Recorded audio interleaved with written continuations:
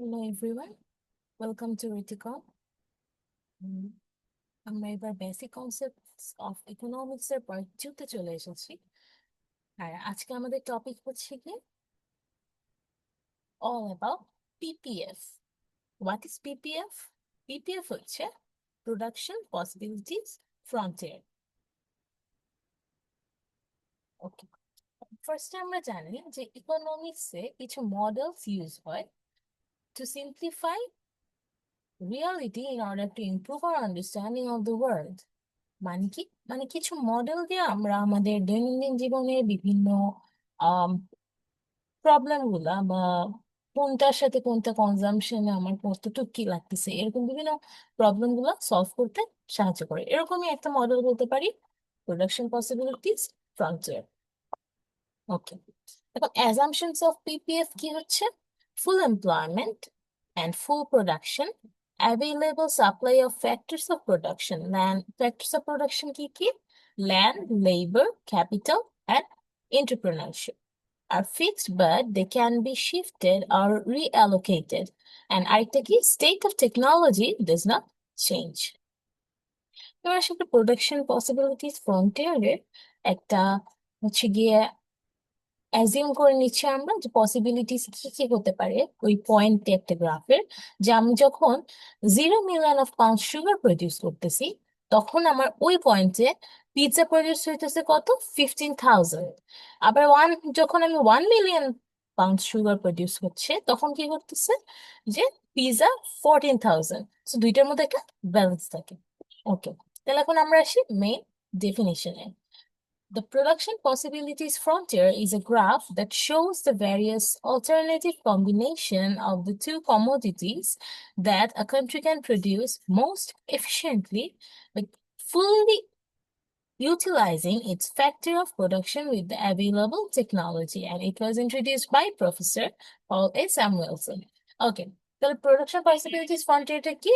এমন একটা গ্রাফ যেটা হচ্ছে গিয়ে একটা এই যে, যেমন আমি একটু আগে যেটা বললাম যে আউটপুট অফ পিৎজা আর আউটপুট অফ সুগার, এই দুইটার ক্ষেত্রে আমি হচ্ছে কি কিভাবে বুঝবো যে আমার প্রোডাকশন পসিবিলিটি ফ্রন্টিয়ারের মধ্যে কোনগুলো এফিশিয়েন্ট, কোনগুলো ইনএফিশিয়েন্ট, এন্ড কোনগুলো অ্যাটেইনেবল, কোনগুলো অ্যাটেইনেবল না। সো প্রোডাকশন পসিবিলিটি ফ্রন্টিয়ার কি? এই যে যেমন আমার এ পয়েন্টটাতে কি হচ্ছে? এ পয়েন্টটাতে হচ্ছে বেসিক্যালি আমার যখন এই যে বললাম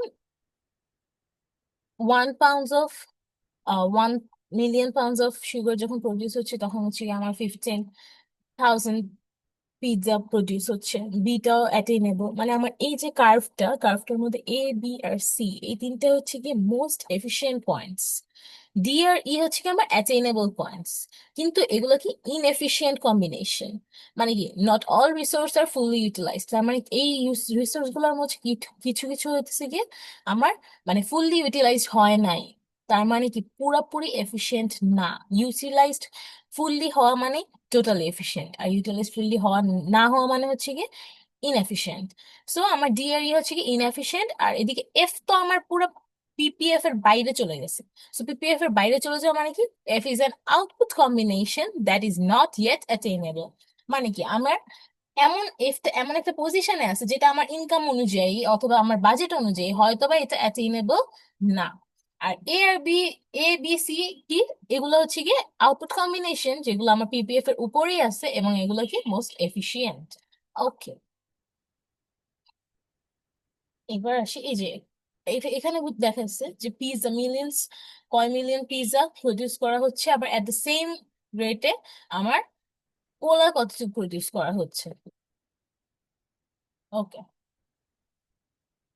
and suppose we produce 4 million of pizzas and 5 million cans of cola at point E.